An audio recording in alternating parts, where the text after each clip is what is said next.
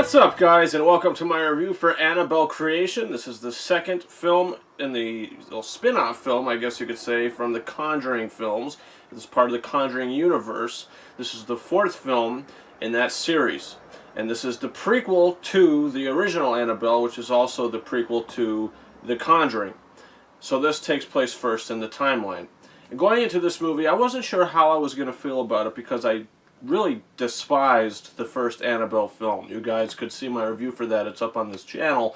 Back from 2014, I believe that movie came out. I absolutely hated that movie. It was just a bore fest to me. So going into this, I was a little nervous, but I did know that this one is directed by David F. Sandberg, who also directed Lights Out, which I did enjoy. I didn't love. I think the best part of that movie is the third act, but I was very excited, that he was directing this film, so that gave me a glimmer of hope. And James Wan is producing, and it's pretty much the story of how Annabelle got created, pretty much. I mean, I don't want to give too much away because I feel like the trailers give away a little too much. If you've seen all the trailers, all the promotional material, I feel like they give away a little too much. But what I will tell you is that you have Miranda Otto. She's in this film, and her and her husband have a daughter. Something tragic happens. Annabelle gets involved, the doll, and now we cut to the future, and we have this home for girls that they're going to go live in this big kind of mansion almost. They have a very big house. Miranda Otto and her husband, their characters have a very big house, so they're taking these girls in to live with them because, as they say in the film, they have nowhere else to go. I'm not sure if they got kicked out of their old predicament. I'm not really sure what happened, but this is apparently their last alternative. And one of the girls has like a foot brace, and she starts experiencing strange things, which all lead back to Annabelle. And leaving the theater, I can tell you that I was floored by this film. I was not expecting to like this movie as much as I did. I loved this film. This is how to make a horror film. The film doesn't rely on jump scares. The acting is good. The writing is good, which is strange because it's written by the same guy who wrote the first Annabelle movie, so I don't know if he was like smoking something when he wrote that first movie, but this was a good screenplay. He did a good job with this film because you care about the characters and you care about the situations. You care about Miranda Otto and what her husband are dealing with. You also care about these little girls, two of the little girls in particular, who are very close. You care about everything that's happening, so when things start to happen, you're more freaked out by it, and you're caring about the characters and the situations, and it's more intense. And the film builds tension. This feels just like a Conjuring movie should feel.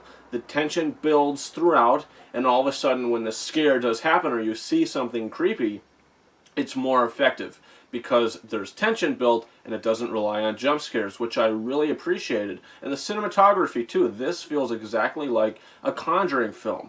Just some of the ways that the camera moves and everything about this film, the tone was spot on. I think they did a fantastic job, and I think David F. Sandberg, the director of Lights Out and the director of this, I think he did a phenomenal job with this movie. I mean, if I was to say any negatives, I would say that in the second act, it does slow down a hair. Not much, but it does slow down a hair.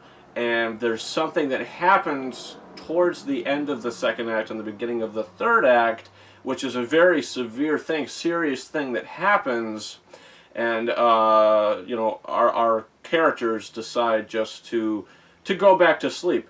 And to just act like nothing happened, or it was something normal that happened. I'm not going to give it away, but if you've seen the film, you'll know exactly what I'm talking about. And that was another thing that kind of had me like, oh, okay, well, I'm not too sure how I feel about that. But just from the stellar filmmaking alone, it didn't bug me as much. This film actually makes me appreciate the original Annabelle film a little bit more, not much more, but a little bit more, and it gives that film a little more depth, sort of. I hadn't seen that film since it came out. I might rewatch it after seeing this, but, it puts things into perspective with that movie. which I enjoyed. I think that they did a great job with this film. Honestly, it's in my top 10 of the year. I loved it, maybe more than I should, but I think that the filmmaking behind this was really spectacular.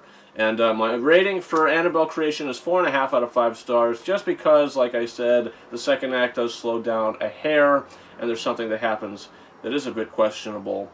But I overall loved this movie, and I can't wait to see it again. Guys, comment your thoughts. Do you plan on seeing Annabelle Creation? If you saw it already, what'd you think about it? Also, you could subscribe to this channel. You could follow me on Facebook and Twitter. The links to those are in the description of this video. You could also follow me on Snapchat at RyanKing72. And on Instagram at KingArises131. Guys, that's about it. Thank you very much for watching my review for Annabelle Creation. Over and out.